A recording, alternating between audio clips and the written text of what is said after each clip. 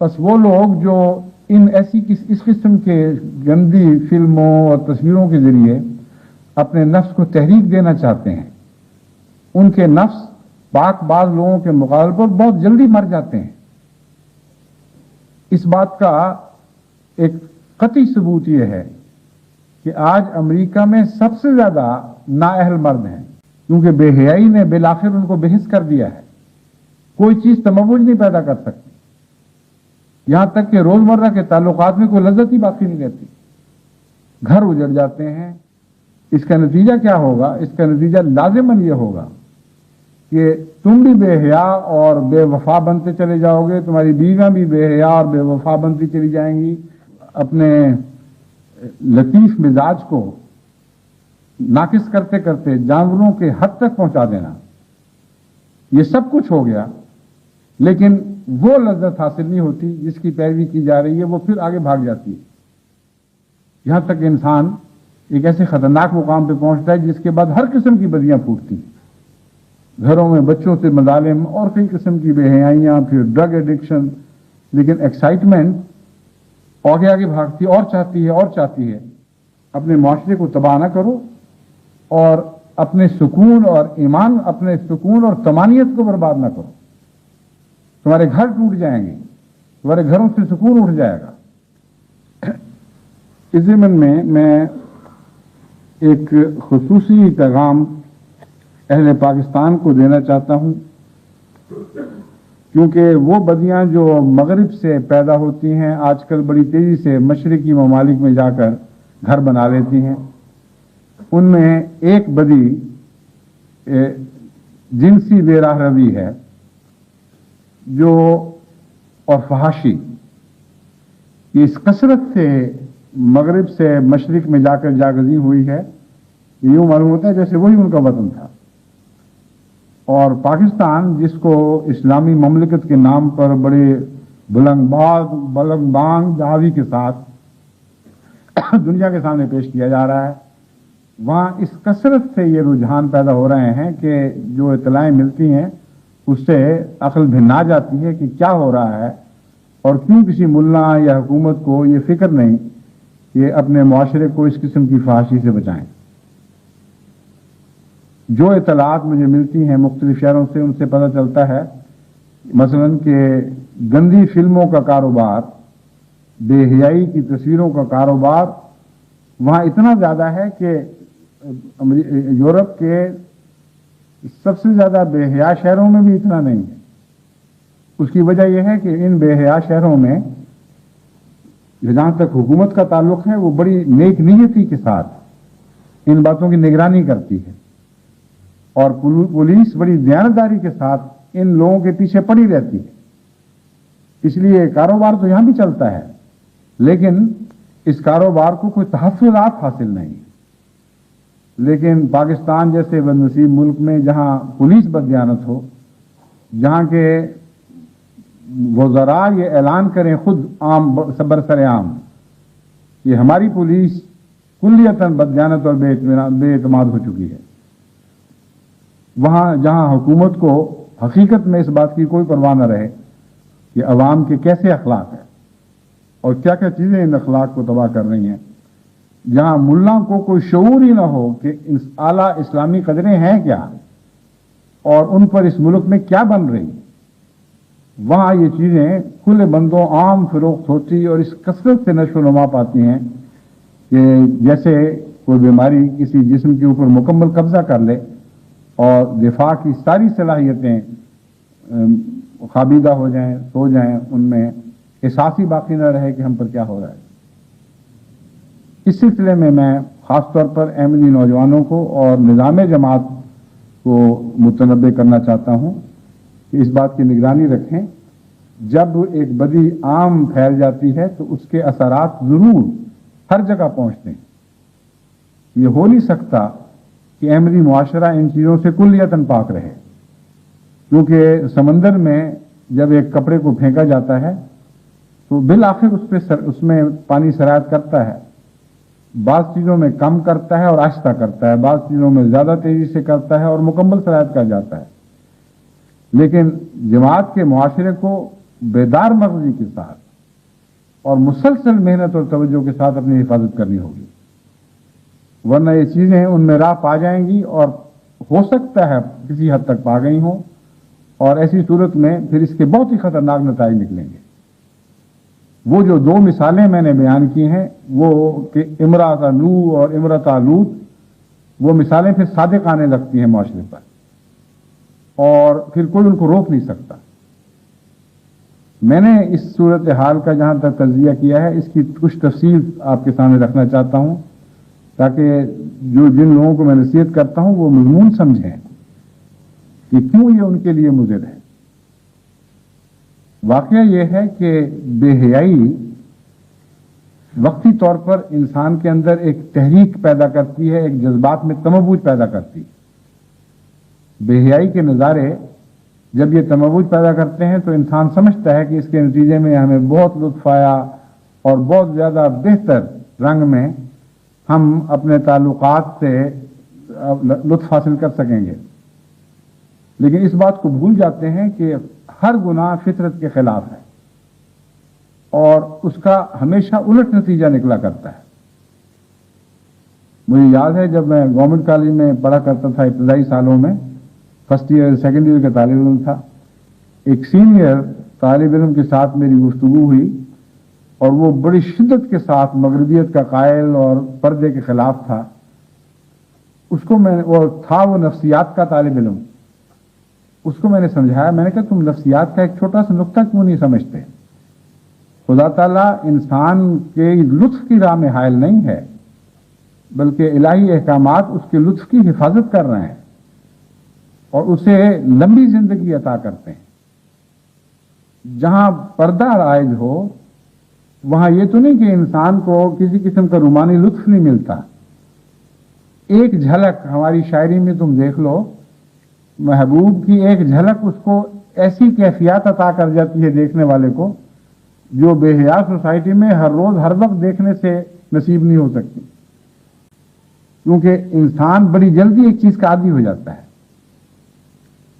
اور جب بے پردگی کا عادی ہو جائے تو اس کا اگلا مطالبہ ضرور یہ ہوگا کہ اور زیادہ بے پردگی ہو، اور وہ لازماً بے حیائی تک پہنچے گا۔ کچھ دیر کے بعد وہ چیز بھی نہیں رہے گی، اس سے وہ بھی لطف دینا بند کر دے گی، پھر انسان بالآخر جانوروں تک پہنچے گا۔ اور جانوروں میں جو قدرتی طور پر ایک بے حیائی تو وہ ہوتی ہے جس کا تعلق حیا والوں سے، ان لوگوں سے جن میں حیا کا مادہ ہو جو فیصلہ کر سکیں، مگر جانوروں کے تعلق میں جب ہم بے حیائی کہتے ہیں تو یہ مطلب نہیں کہ وہ اس کے گناہ گار ہیں، ان کے ہاں یہی صورتحال ہے۔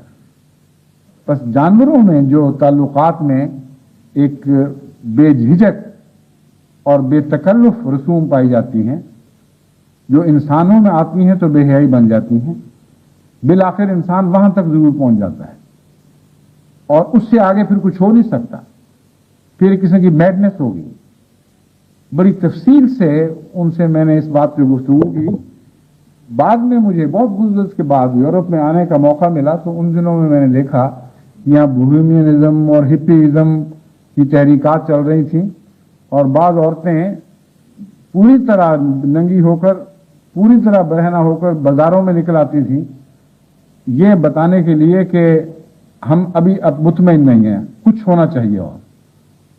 اور پھر معلوم ہوا کہ یہاں تعلقات کے ساتھ ساتھ ظلم کو بھی شامل کر لیا گیا ہے، اور سیڈزم جو بھی کہلاتا ہے، سیڈسٹ پیدا ہو گئے ہیں جو مزہ نہیں اٹھا سکتے جب تک ساتھ ظلم نہ کریں، ماریں کوٹیں نہ، بعض زنجیریں برسا کر عورتوں پر اس سے ایکسائٹمنٹ حاصل کرتے ہیں۔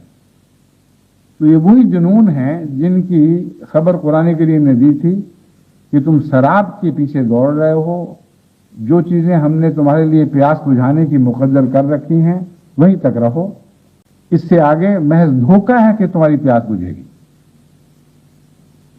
وہ لذتیں جن کی تم پیروی کرنا چاہتے ہو، یہ تم شراب کی طرح تم سے آگے آگے بھاگیں گی، اور پھر ایک ایسا مقام آئے گا کہ آگ تو بھڑک چکی ہوگی لیکن پیاس نہیں بجھے گی۔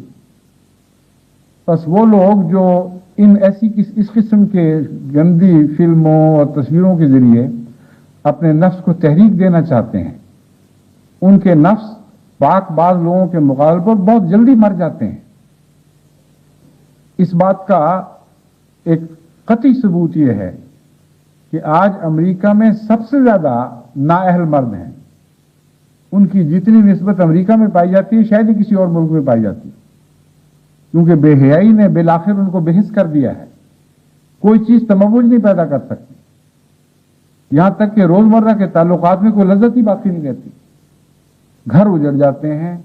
एक इंसान जो पाक बाज हो, अपनी बीवी से प्यार की बात करता है, इन लोगों के पास अगर कोई पैमाना हो तो वो जान सकें कि इनकी हद से ज्यादा बेहयाई में जो मजा है उससे ज्यादा मजा उस प्यार और मोहब्बत में है जो खुदा तआला के फरमान के ताबे इंसान बेतकल्लुफ और इजाजत के ताबे करता है। बस ये धोखा है जिसकी पैरवी की जा रही है, और इसके नतीजे में फिर वफा उठ जाती है। जो शख्स भी ऐसी फिल्में देखता है, वो ये जरूरी तो नहीं कि वो लाजमन अकेला ही देखे, बल्कि मुझे जो इत्तलाएं मिलती हैं उनसे पता चलता है कि खानदान ऐसे हैं जहाँ खावन घरों में लेके आते हैं, अपनी बीवियों को दिखाते हैं, बाद अपने दोस्तों के साथ मिलकर और उनकी बीवियों के साथ मिलकर ये तस्वीरें देखते हैं। इसका नतीजा क्या होगा? इसका नतीजा लाजिमन ये होगा कि तुम भी बेहया और बेवफा बनते चले जाओगे, तुम्हारी बीवियां भी बेहया और बेवफा बनती चली जाएंगी। इस सारे मुआशरे से वफा की कदरें उठ जाएंगी, और वो लज्जतें जो खुदा ने आम ताल्लुकात में रखी हैं वो वहां नहीं रहेंगी। फिर तुम्हें बोहेमियन बनना पड़ेगा, फिर तुम्हें उन जानवरों जैसी वो हरकत करनी पड़ेंगी जिनको तुम शौक से पैसे खर्च करके देखते हो। दूसरे बेवकूफ़ी भी बड़ी है, उन फिल्मों में ज्यादा से ज्यादा जो चीजें मिलती हैं वो वही हैं जो तुम्हारी गलियों में आम हैं। कुत्तों को देख लो, मवेशियों को देख लो, इंसान बेहयाई में उनसे बढ़ नहीं सका। कोई ऐसी चीज ईजाद नहीं कर सका जो कुदरत में तुम्हारे लिए नमूने के तौर पर मौजूद नहीं। तो हकीकत में वो जो साल पहले उस गुफ्तगू के दौरान मैंने इस मजमून को आगे बढ़ाया था कि मुस्तकबिल में ये होगा, अब मैं हैरान होता हूं कि बैन ही उसी तरह आज की दुनिया में हो चुका है। यानी मगरबी दुनिया में ये बातें अपने कमाल को पहुंच चुकी हैं। बेहयाई करते करते जानवरों की नकल उतारना, जानवरों जैसे हो जाना, उसी तरह की अपने लतीफ मिजाज को नाकिस करते करते जानवरों के हद तक पहुंचा देना, ये सब कुछ हो गया, लेकिन वो लज्जत हासिल नहीं होती जिसकी पैरवी की जा रही है। वो फिर आगे भाग जाती है, यहां तक इंसान एक ऐसे खतरनाक मुकाम पे पहुंचता है जिसके बाद हर किस्म की बदियां फूटती हैं। घरों में बच्चों से मजालिम और कई किस्म की बेहयाइयां, फिर ड्रग एडिक्शन, लेकिन एक्साइटमेंट आगे आगे भागती और चाहती है और चाहती है। और कुरान करीम ने जैसे जहन्नम का नक्शा खींचा है कि वो आखिर ये कहती रहेगी हल में मजीद, हल में मजीद, हल में मजीद, और भी कुछ है तो डाल दे खुदा, और भी कुछ है तो डाल दे। तो ये नफ्स की जहन्नम तो भरने वाली नहीं है। अपने माशरे को तबाह न करो और अपने सुकून और ईमान, अपने सुकून और तमानियत को बर्बाद न करो। तुम्हारे घर टूट जाएंगे, तुम्हारे घरों से सुकून उठ जाएगा। अमीर मुल्कों के नखरे हैं, इनकी बेहयाइयां इन तक ही रहने दो। गरीबों में जब ये बेहयाइयां मुंतकिल हों तो उसके साथ और भी ज्यादा खराबियां पैदा होती हैं। जराइम बहुत शिद्दत के साथ सर उठाते हैं। जराइम का इन बेहयाइयों से गहरा ताल्लुक है, यहां भी है जो वहां और वहां भी होगा, लेकिन गरीब मुल्कों में अमीर मुल्कों की अयाशियां तो किसी सूरत भी, जैसे कहते हैं, पुग नहीं सकती। ये उन पर पूरा नहीं उतर सकती, मुआफिक नहीं आएंगी, हजम नहीं होंगी। बस अपने माशरे की हिफाजत करो। और जमात अहमदिया पाकिस्तान और हिंदुस्तान और इसी तरह यूरोप की जमातों को भी मैं नसीहत करता हूं कि खयानत का जो इंसानी मुआशरे से ताल्लुक है, उस मजमून को इस आयत ने मुख्तसरन बयान फरमा दिया है और इसका आखिरी अंजाम दिखा दिया है कि याद रखो, काफिरों के लिए हमने लूत की बीवी और نوح کی بیوی کی مثال رکھی ہے. یہ تفصیل بیان نہیں فرمائی، اس لیے مومن کا کام نہیں ہے کہ تفصیل میں جائے. یہ سوچنا میرے نزدیک مناسب نہیں انبیاء کی عزت اور احترام کے پیش نظر کہ ان کی بیویوں نے کیا خیانت کی ہوگی، مگر ان کے ساتھ جو خدا تعالیٰ نے عقوبت کا سلوک فرمایا اس کے پیش نظر یہ سوچنا ہمارے لیے لازم ہے کہ عورت جس قسم کی بھی خیانتیں کر سکتی ہے، جہاں تک وہ خیانتیں کر سکتی ہے، اس آیت کا مضمون ان سب باتوں پر حاوی ہوگا. اور اگر انبیاء کی بیویوں کو کسی خیانت کے نتیجے میں ایسی سخت سزا دی جا سکتی ہے جیسا کہ بیان فرمایا گیا، تو جو بھی وہ خیانت کی ہمیں اس سے غرض نہیں. عورتیں جو خیانت کرتی ہیں اس کے ساتھ ضرور کوئی تعلق ہے. بس عورتوں کے لیے خصوصیت کے ساتھ اس میں نصیحت ہے کہ ہر اس خیانت سے باز آ جائیں جو ان کے خامدوں کے خلاف خیانت ہے یا ان کے دوسرے تعلق والوں کے خلاف خیانت ہے، کیونکہ خدا کے نزدیک یہ ایک بہت بڑا جرم ہے جس کی سزا دی جاتی ہے. اور ان مردوں کو میری نصیحت ہے جو اپنی بے حیائیوں کے لیے اپنی بیویوں کو خائن بناتے ہیں کہ وہ ان گناہوں میں ساتھ ملوث ہوں گے اور ان کو اس کی ضرور شدید سزا دی جائے گی. انبیاء کی مثالیں اس لیے دی گئیں کہ ان کا اس میں کوئی دخل نہیں تھا اور خالصتاً قصور ان عورتوں کا تھا. لیکن اس کا مطلب یہ تو نہیں بنتا کہ اگر مردوں کا قصور ہو تو ان کو خدا چھوڑ دے گا. جو مرد خود اپنے ہاتھوں سے اپنے امن اور سکون کی قبریں کھودتے ہیں، اپنے گھروں کو بے حیائیوں کے اڈے بناتے ہیں، ان کے لیے اس میں بڑی نصیحت ہے، سبق ہے. ان کا سکون، ان کی آگے نسلوں کا سکون اٹھ جائے گا.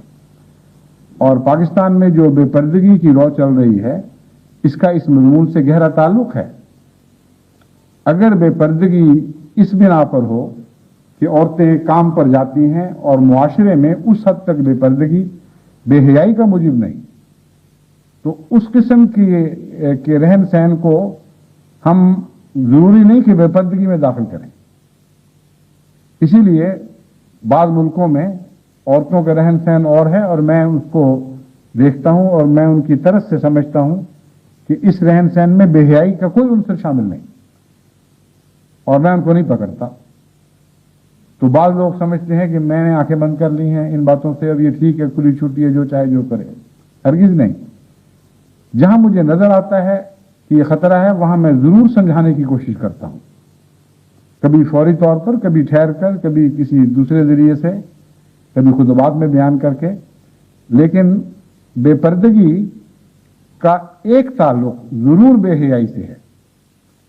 اور جن معاشروں میں بے حیائی اصل محرک ہو اور اصل وجہ بے پردگی کی نمائش ہو اور یہ ہو کہ عورت اپنے آپ کو زیادہ خوبصورت بنا کر غیروں کو دکھائے اور ان سے تعلقات بنائے یا کم سے کم رمزے کنائے ہوں اور بے تکلف اپنی نمائش کر سکے اور اپنی جانب ان کو کھینچ سکے، وہاں وہ عورتیں بھی ہزار بہانے پیش کر سکتی ہیں کہ ہمیں تو کالجوں کو جانا ہے، ہمیں تو فلاں جگہ جانا ہے، ہم نے فلاں کام کرنے ہیں، اس لیے ہم اس قسم کے پردے نہیں پہن کر سکتے جو آپ سمجھتے ہیں. یہ پرانے زمانے کی باتیں ہوں گی. ہم مان ہی نہیں سکتی کہ قرآن کریم عورت کو اس طرح جکڑتا ہو. اب ان کا ظاہری عذر تو ہمیں قبول کرنا پڑے گا اگر وہ ظاہری عذر کچھ طاقت رکھتا ہو، مگر اللہ تعالیٰ نے اور بات کی ہے. اللہ تعالیٰ فرماتا ہے، اللہ تعالیٰ آنکھوں کی خیانت سے واقف ہے، جب آنکھوں میں خیانت پیدا ہوتی، اور اس خیانت سے بھی واقف ہے جو دلوں میں پناہ گزین ہے، دلوں کے ہزار پردوں میں چھپی ہوئی. تو ایسے خاندانوں سے جو عذر رکھ کر خود اپنے مستقبل کہ اس کو تباہ کرتے ہیں اور اپنی اولادوں کے امن اور سکون کو لوٹنے کے سامان کر رہے ہیں، ان سے میں یہ کہتا ہوں کہ نہ میں تم سے کوئی بحث کر سکتا ہوں، نہ جماعت کے وہ مخلص بندے جو تمہیں نصیحت کے رنگ میں اچھی باتیں کہتے ہیں اور تم سے بری باتیں سنتے ہیں، وہ تم سے کوئی بحث کر سکتے ہیں. لیکن خدا تم سے بحث کر سکتا ہے. اور ایک بحث کرنے والا ایسا ہے جس نے تمہیں تم سے وعدہ کیا ہے کہ قیامت کے دن میں ضرور بحث کروں گا، میں ضرور حجت کروں گا تم، اور وہ محمد مصطفیٰ صلی اللہ علیہ وآلہ وسلم ہے۔ ان کی بحث کا مطلب یہ ہوگا کہ اس وقت تک تم اپنے نتائج کی بدی کو پا چکے ہوگے، تم پر روشن ہو چکی ہوگی بات کہ تم غلط تھے۔ بس پردے کا مضمون ہو یا کوئی اور مضمون ہو، خیانت کے مفہوم کو اچھی طرح سمجھتے ہوئے اگر آپ اپنے معاشرے کی اصلاح کی کوشش کریں گے تو اسی میں آپ کے لیے خیر، اسی میں آپ کے لیے برکت ہے۔ خدا کرے کہ جماعت کے خلاف حضرت محمد مصطفیٰ صلی اللہ علیہ وسلم قیامت کے دن کوئی حجت نہ کریں، اور جماعت کے عمل سے پوری طرح مطمئن اور راضی ہوں، کیونکہ جس کے ساتھ محمد رسول اللہ راضی ہوں گے، خدا گواہ ہے کہ خدا اس سے ضرور راضی ہو۔ گزرے ہوئے 100 سال کی تاریخ گواہ ہے، سائے کی طرح سایہ فگن ہم پہ خدا ہے۔ گزرے ہوئے 100 سال کی تاریخ گواہ ہے، سائے کی طرح سایہ فگن ہم پہ خدا ہے۔